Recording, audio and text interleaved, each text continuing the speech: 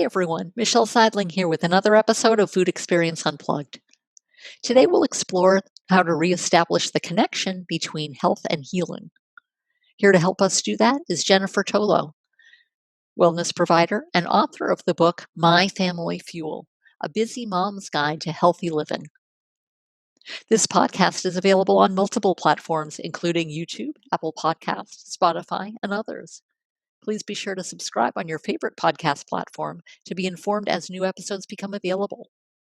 If you enjoyed today's episode or any of our episodes, please rate and review the podcast on your favorite platform. Also, be sure to check out our website at foodexperienceunplugged.com for some resources as you begin your health journey. Jennifer Wren Tolo, welcome to Food Experience Unplugged. Thank you. Thank you for having me. We are so excited to have you as the author of My Family Fuel. You think of Family Feud or other family activities, but My Family Fuel and why food is important, why healthy living is important. I look forward to diving in with this a little bit. Will you take a moment to introduce yourself and tell us what brought you to this point in your life and your career? Sure.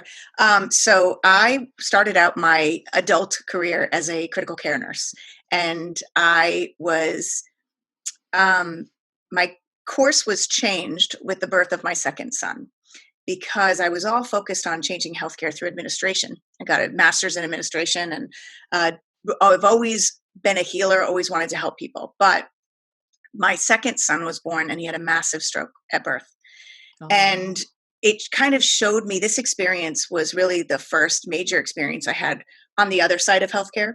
And it showed me where healthcare was lacking. It showed me where the gaps were as far as serving the whole person and really looking at the whole picture of care. So my son, with his stroke, there were so many cooks in the kitchen and nobody was talking to each other. And I realized that I really needed to tune into my son. It was interesting. I woke up in the hospital after he was whisked about 30 miles away from where I delivered him. And I woke up to crying babies, and my baby wasn't around. And I remember just being so overwhelmed with how I was expecting things to be one way, and the experience turned out to be not what I expected. And I remember just feeling so heavy and caught up in my grief that I got this message to just breathe. And I did. I took a couple of really deep breaths, and all of a sudden this calm came over me. And as my husband, who's a surgeon, was laboring over neonatal intensive care books, I got a very clear message that I just needed to connect to this baby, and he will let me know what I needed. And the experience would unfold, and I will figure out what I needed. So I dove into nutrition. I dove into personal training and learning about the body, dove into the brain and to understand where he, because of the areas that were affected by the stroke, what he was going to need. And I became a Reiki master. So I dove into energy medicine. And it really showed me how to tune into my own knowledge and my own knowing. Instead of looking to everybody else to fix things or to tell me what to do, I really needed to start to tune into myself and connect to myself and my body's wisdom and my mother's wisdom as far as how can I help my son, who's now 18, which is amazing. But on my path, my third son got leukemia. And I remember this is what brought me to really diving more into the nutrition piece is I realized that I had everything I needed as far as to tune into my body, my mother's wisdom, my own inner strength, my own inner knowing. I had the energy medicine to do Reiki on him every day through his treatment. But when I went to the doctors and to the nutritionist and asked, how can I help him heal? What kinds of food should I be giving my 2.5-year-old at the time? Everybody said, just get calories in him. Just get calories in him. And I saw people waiting with Dairy Queens and McDonald's and Smiles as their children were coming out of procedures. And I realized this is not it. This is not, we need more here. So that's what kind of got me to really focus on food as fuel for the body and food as fuel to help the body heal and function as well as it can. And I knew that my son needed the right nutrients. So these cells, after we killed all the cells with the chemotherapy, how can we rebuild his body and help his body be as healthy and strong as we can? And I remember going in for his well visit checkup several years. So this 2.5-year-old on chemo is now 15 and strong and healthy and doing amazingly well. But I remember going for the well visit checkup, and they said, "Wow, you're so strong, you're so healthy." And he said, "It's because of my mom." And that was just like, that's what made it all worthwhile, right? Now, it's not easy. It's not easy to get fruits and vegetables into your kids. And I will tell you, as they're teenagers, it gets harder and harder. But I realized that connection and that family fuel of not just food, but of connection is really what is going to help us grow healthy, strong, vibrant kids. So that's kind of my journey. And now I work with families. I give talks. I've written this book. I co-authored another book on self-care and the importance of self-care, because this whole journey showed me that if I don't put myself on the map and I don't fuel myself, then, energetically, physically, nutritionally, then I wasn't going to be around to be able to help my kids. So this is a big part of what I do now, is helping people through giving talks, through writing these books, through doing one-on-one coaching, and I do group programs. And I really try to help people connect to their own inner wisdom, their own messages of their body, and their own inner knowledge and strength. Wow, that is amazing. I love every minute of it here, but let's dissect it a I little know bit. that was a lot. Sure. Well, it's fantastic that your boys are healthy and strong and Yes. vibrant and just Yes. being boys. Yeah. Oh, And yeah. I have 4 of them. 4 boys. four Yeah. boys. Okay, wonderful. That is fantastic. Now, tell me a little bit more about, you mentioned that connection, not only to food, but to each other. Will you tell me a little Right. bit about more about that? Yeah. I feel like, unfortunately, what I've seen in our society is we become very disconnected from each other, disconnected from ourselves, and disconnected from our body. So I noticed with families, especially families that would come to see me, there was we've gotten so busy and we've gotten so distracted that a lot of times we're in fight or flight all the time. So when we're in fight or flight, we can't rest and digest. So when people were coming to me with digestive issues or problems, or kids were coming and having trouble with bowels or digestion or anxiety or all this, the gut is so tightly connected to our mind, to our brain, and to our health, to our immune system. And when we get disconnected from our own body's messages and our own mind's messages, then we get dysregulated. And when we get dysregulated, then we're stuck in this fight or flight, and we can't hear the wisdom that's coming in. We can't understand, oh, this doesn't feel good in my body, or this feels good in my body, or we're not even getting the messages when we're eating that we're full, or that we enjoy the taste or flavor of something. People are so busy that they're not cooking. They're quickly grabbing something here and there and letting other people cook for them, that they don't even recognize sort of what nutrients they're putting in their body and why. They're ignoring their body's message that they're hungry. They're disconnected from their body's own hunger and satiety. So, and with that, we also, because we're so busy, become disconnected from our families. We become disconnected from our kids, where we're so busy sort of keeping up with everybody else that we're not really tuning into who we are and who we want to be and the joy of our lives. That's sort of one of the positives, I think, that has come from this whole pandemic, is it's sort of forcing people to get quiet and still in their homes and be together as a family. And for some people, that's been great. And for some people, it's been terrifying, because sometimes they wake up and they look around and they go, I don't even know who I am or who these people are, or I don't really enjoy being in this place with everybody. And that's because of the disconnection, because we don't even know what we want or who we are or what we need. True. Yeah. Now with that connection, tell me about your own transition to connection. When all Yeah. of this first happened, with your boys and things like that, Yeah. how connected were you with food, with your health, and how have you made that transition? Yeah, I would say I've always been connected. Well, I shouldn't say always been. I've always been interested in nutrition. Obviously, as a nurse, I've always been interested in health, but I never really connected the choices that I make and how they impact my health down the road. I never really for example, as a nurse, I worked nights and I was exhausted because my body didn't know, am I coming? Am I going? What's happening? And I was so exhausted that I would come home from work starving and wanting carbohydrates. And I would eat a bunch of carbohydrates and I'd sleep, but because I would eat right before I went to bed, I didn't sleep very well. Mm. And it would take me a while to digest that food, and then I'd be sleep deprived, and then I'd wonder, why I was craving the coffee and the chocolate and the carbohydrates that, come to find out later, didn't do good things to my body.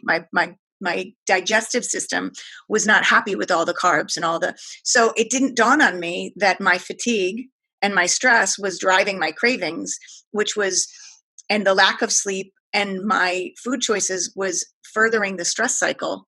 So I really started to get a hold of that when I had gained some weight with my first baby and had to lose some weight and had some time to connect a little bit to, okay, I don't feel good and I need to lose some of this weight. So I went on Weight Watchers the first time, and it really started to connect me to my food choices and to fiber and protein and the importance of those things. And I also was always into fitness, but what I learned was I was driving my body so hard, trying to lose weight and trying to using exercise as my self-care and as my stress reliever, that I was actually further stressing my body.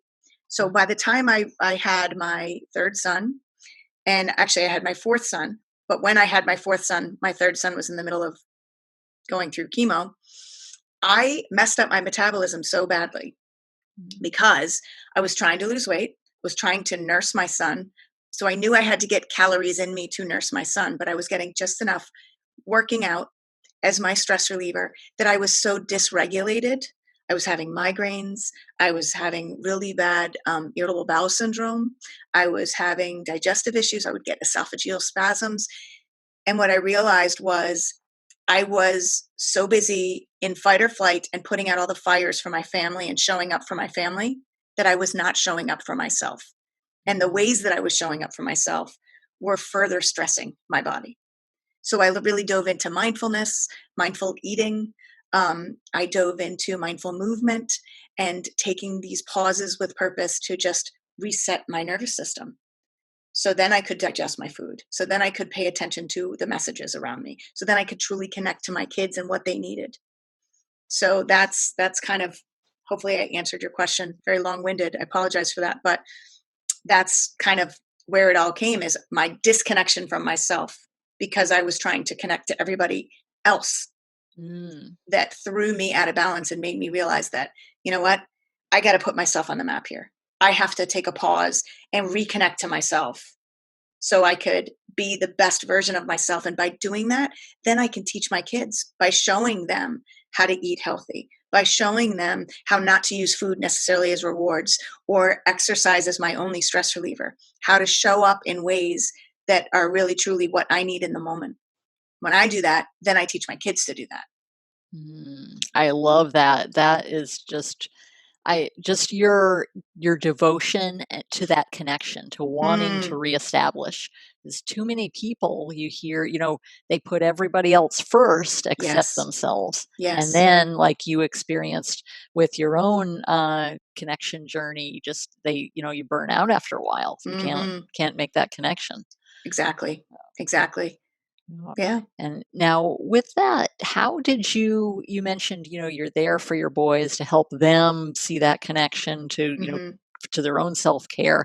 How was that journey for them? Obviously, they're still growing, they're still, Yes. just being boys, but what are you seeing as far as helping them to pay attention to their own health?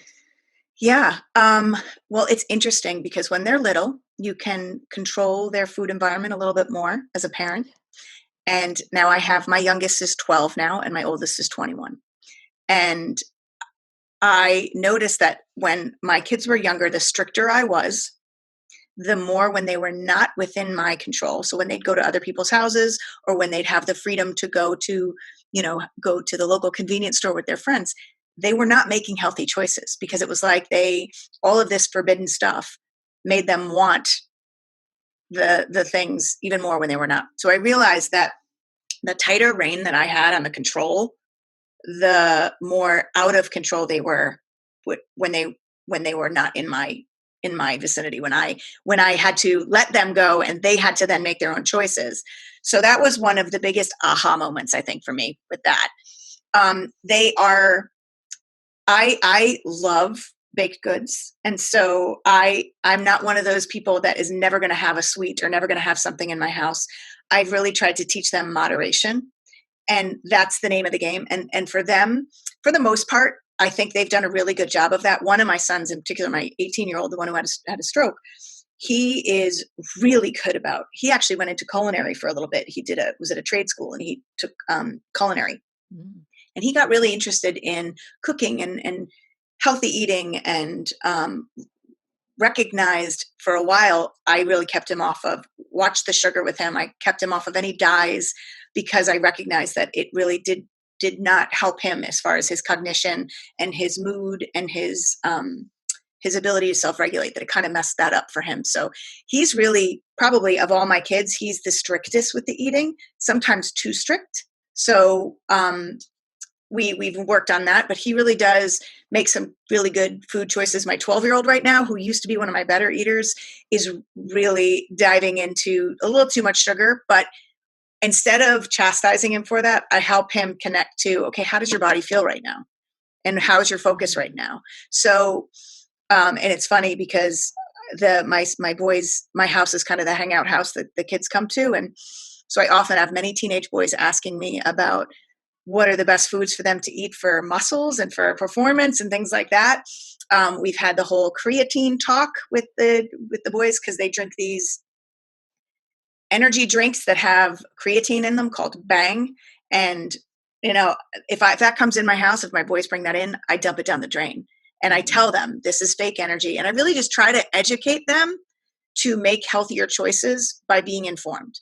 And I think I've done a good job of that, because when they, they'll have something once in a while that makes me cringe, but it's once in a while.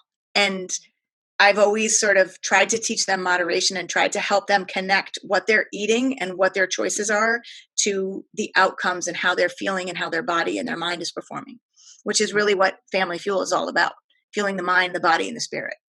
And, it's funny because my oldest now, who used to reject everything I said, he will say to my younger boys, listen to mom, she knows what she's talking about. And one of my sons has acne, and my oldest had acne. And I would tell him, cut down on the sugar, cut down on the dairy. And he would fight me on it. But once he kind of on his own started to cut back on that stuff, he started to notice that his face was clearing up. So my 21-year-old is trying to tell my 15-year-old, listen to mom, she knows what she's saying. But it's funny because they're sort of helping each other out, and it's my own words they're being echoed, which is really an awesome feeling.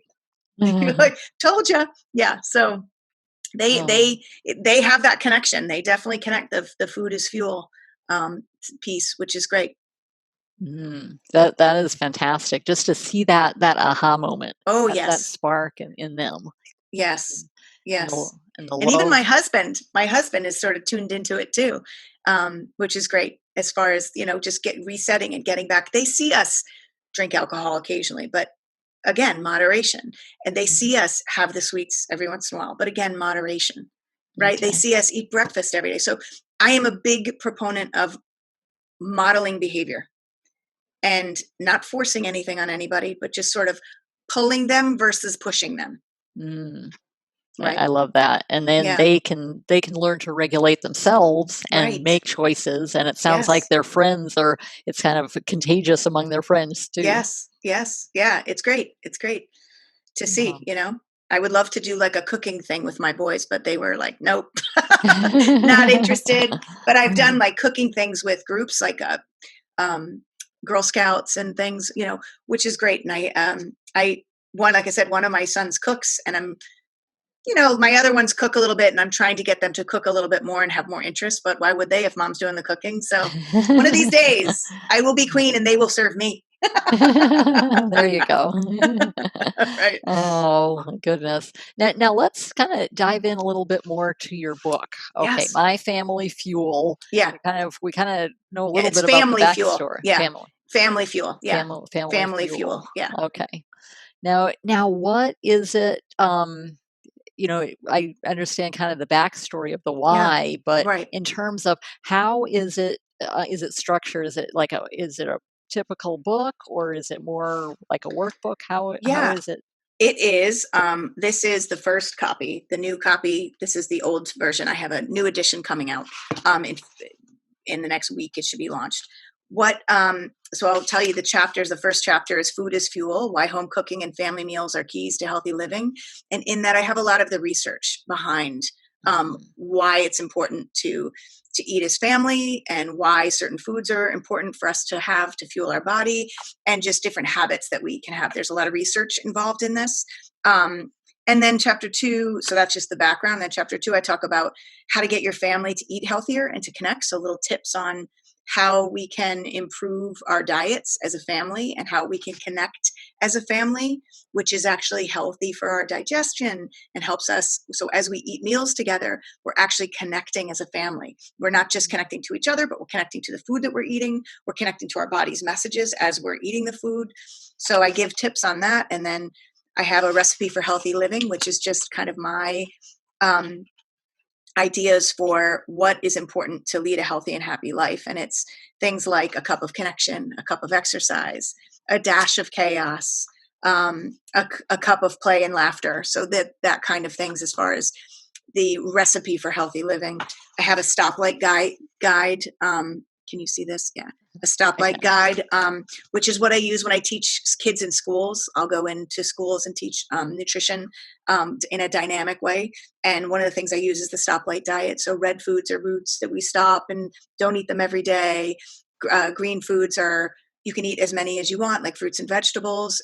Those are your go foods, and then yellow foods. So I've listed different tips on things like that. I've got pantry, like what to stock in your kitchen, things. And then I have at the end, there are recipe. Well, actually I have, sorry, an elimination diet. So when people are having issues with food, I give some tips on how can you sort to tweak out what foods you might be sensitive to or causing you problems. And then I have recipes at the end. So morning fuel, so breakfast, soups and vegetables, main meals, muffins, which I absolutely love to make muffins. My friends call me the muffin lady. And then desserts, because again, I'm a fan of desserts, but all of these are sort of some healthy options, healthier, more nutrient rich options. So it's part cookbook, part guidebook, and I have sort of things that you can cut out as far as for your kids, for ideas about what kinds of foods can they eat, and then the stoplight diet guide for kids. Mm, Yeah. I love that. So there's a section for adults and a section for kids. Well, it's something that you can do together. It's for both kids and adults, but it's really for adults. But there are little things that you can use to just like talk about food with your family and talk about healthy eating with your family. And um, I have something that is actually taken from a book from Dr. William Sears, the family nutrition book, and it's just talking about the different colors. So people say eat a rainbow, but in this I share why it's important to eat different colors instead of the same. There's a lot of kids get stuck on eating the same thing, and then parents get stuck on giving them what they know they're going to eat. But Mm, as I say in the book, don't short order cook, because when you do that, you show them what you eat is different than what I eat as an adult. But what if we mm, all ate the same thing? How much easier would our life be? A, and then B, we're modeling there. We're teaching them to eat. What my kids eat, everything that I eat. I've never given them different foods than I'm eating, ever, mm. even when they were babies. Okay, So yeah, fantastic. yeah. Wow. So how has that sparked people? What is perhaps you have some examples of people you've worked with or other Yeah, things. Of course, you have your own story, but right. as far as I guess jump starting have a healthy living, so to speak. Right, right. One of the main reasons why I started this book is because of all the work that I had done with other people. And people would come to me and they'd want recipes all the time. Tell me what to eat. Tell me what to eat. And I am never one, I don't want people dependent on me to give them the guideline to, this is what you do. This is because everybody's different. And you have to figure out what works for you and what works for your family. So what I've done is I've taught people how to plan ahead, how to put more fruits and vegetables into their foods. So how to crowd out the other foods by adding more fruits and vegetables into their diets, how to get their kids to eat more fruits and vegetables, and how to incorporate their kids in the process of choices. Because a lot of parents don't forget that one of our greatest powers that we have as humans is our freedom of choice. So when we teach kids and give kids choices, even if it's, do you want broccoli or do you want salad? Whatever it is, if we incorporate them into the choice, and also growing vegetables together and getting them involved in the process where we're connecting to our food from the ground up, literally. These are the things that I've worked with families on, as well as stopping and slowing down as a family to connect to what we're eating, how we're eating, but also to each other. That's a big part of what I've done with families that are just so chaotic and so like running here and there, and everybody's doing their own thing. One of the things that I start with is just stopping and let's try for 2 meals a week together. Now let's get 3 meals a week together. Let's plan when those meals are going to be based on what our schedules are. And it's really important that we all realize that there is no one size fits all. There's no one diet for everybody. There's no one routine for everybody. For some people, that meal together might be breakfast, right? For some people, that meal together might be dinner. It depends. So, as a kid growing up, my father had breakfast with us every day and had dinner with us every day. But that was important. That was his value, right? That was something that was important to him. I eat with my kids, but my husband is a surgeon. My husband's not always around for dinner, but we try at least, 5 days a week, 4 or 5 days a week, we have dinner together as a family, even if that means that we're waiting to have dinner until 7:30, 8 o'clock at night. Yeah. Okay. Wow. I love that. Just kind of helping people to establish that connection that we spoke of earlier. And to look at their lives and figure out what are their values. What do they want to see? Right? What do they want to see for their family? Do they want more connection? Do they want to connect to themselves? Are they disconnected with themselves? So first we do for self. And then what we do for self ripples out to others. So what we do for ourselves as a mom ripples out to our family. Those habits, what I choose to buy in my home. That's another thing. As far as the control piece, as far as what you're buying, what you're having stocked in your house. Right. I had one woman say to me one time, how do I get my kids to stop eating chicken nuggets and pizza? And I said, well, are you making that every night for dinner? She said, no. And I said, well, what are you making for dinner? She said, well, they're not going to eat what I eat. I said, they will if chicken nuggets and pizzas aren't stocked in the fridge. So let's talk about how can we incorporate, let's bargain with them. Let's say if you do this, then one night a week I'll make chicken nuggets, or one night a week we'll have pizza. It's about compromise. So that's kind of how I've used this to help my clients and to help people, and why I put this book together. Sure, absolutely. Now, what would you say is kind of the main takeaway of that book? Basically, that the foundations of our health and well-being are our connection to our choices, to ourselves, our bodies, to the messages of our body, to the messages of our mind, and to the messages of our spirit. And as a parent, you are creating the foundation. You are fueling that connection for your family, for your kids. You are setting them up for a lifetime of health and happiness if you can connect to them and help them to connect to them and help them to connect to their habits, so they can make the choices that work for them as they grow. Sure. And when we connect to our kids and we give our kids the gift of our presence and our time as a family, where we disconnect from all the demands of life and we sit down as a family and have a meal, what a gift. And we get to know each other. We give that foundation and that family function that's going to carry their well-being, not just their health, but their well-being, their mental health, and their emotional health, because of that connection. Oh, I love that. That is super powerful. I love just the connection of different aspects of health too, not only Yes. physical. Yeah. Oh, Mental, spiritual, environmental. Yeah, nutritional. so Absolutely.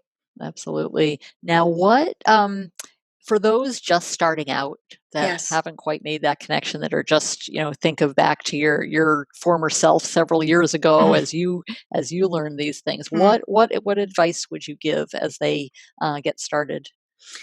One of the things that I would say is be careful of extremes. There's a lot of extreme diets. There's a lot of extreme thinking as far as what you should be doing, what foods you should be eating, what foods are forbidden to eat, what you should never give your kids.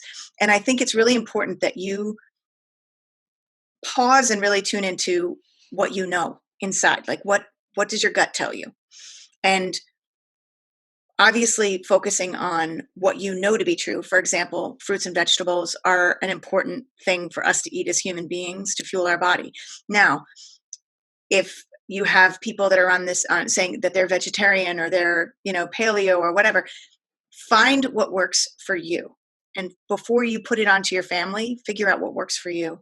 But be careful of any extremes and anything that makes foods forbidden or makes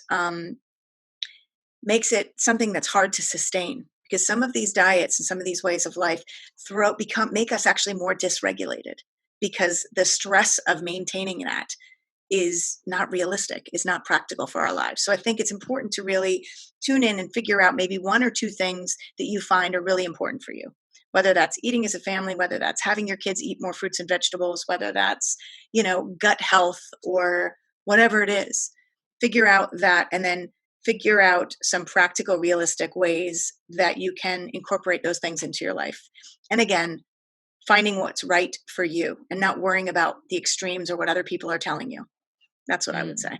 Oh, fantastic. I just doing that whole aspect of doing what works for you, and you just Yes, not trying to fit the mold of some other diet or regimen is fantastic. exactly. Exactly. Yeah, Mhm. because there are a lot of extremes out there. There are a lot of diets out there, and that's why it's a multi-billion-dollar industry. But Mhm. we have to be gentle and kind to ourselves first. And when we put all these demands on us and try to be perfect and eat the perfect diet and be the perfect mom and have our kids be the perfect children, there's so much pressure and it's not realistic. And frankly, it something falls, something comes apart down the road when you follow that path. It's a Mhm. really rocky path that sometimes leads you to places that you didn't intend to go. So, really being present and being connected to yourself in this moment and what you need and what your family needs in this moment, and not worry, like let go of the control a little bit. Because when we have that tight hand on control, I'll tell you, because I did that, it bites you in the end, because there's some rebellion and there's some, the more people try to control things for other people, the more rebellious people get when the control is put into their own hands. They don't know what to Mm. do with it. So allowing choices and really owning your own choices is important. Fantastic. I love it. Oh, Jen, how can people get in contact with you and order this book and just Yes. be part of your life and your work? Oh, thank you. This book is going to be on Amazon. It's on Amazon, so they can purchase this book on Amazon. If they want to, people want to get in touch with me, they can go on to my website, www.butterflyfamilywellness.com. You can find out more about the book. You can also enroll for my newsletter, where I give recipes and tips and all sorts of stuff on a bi-monthly basis. Or you can just reach out to me and email me at Jen, at butterflyfamilywellness.com. And we can just start a conversation and figure out maybe how I can support you and your family moving forward on your own path to health and wellness. Definitely. Oh my goodness. So amazing. And so many different resources. And we will include all of those in the show notes so people can dive right in and just start making that connection, which is super, Yes. super important. Well, Jen, thank you so much for being here today. It's been a pleasure. I love our deep dive into connection, into your book, into your life and your experiences with your boys, which is and all of your family Yeah. members, which is just really helps to make the thing make life a little sweeter, so to speak. Yes. Absolutely. Thank you. Thank you for helping me connect to more people. And thank you for allowing me to be on your show.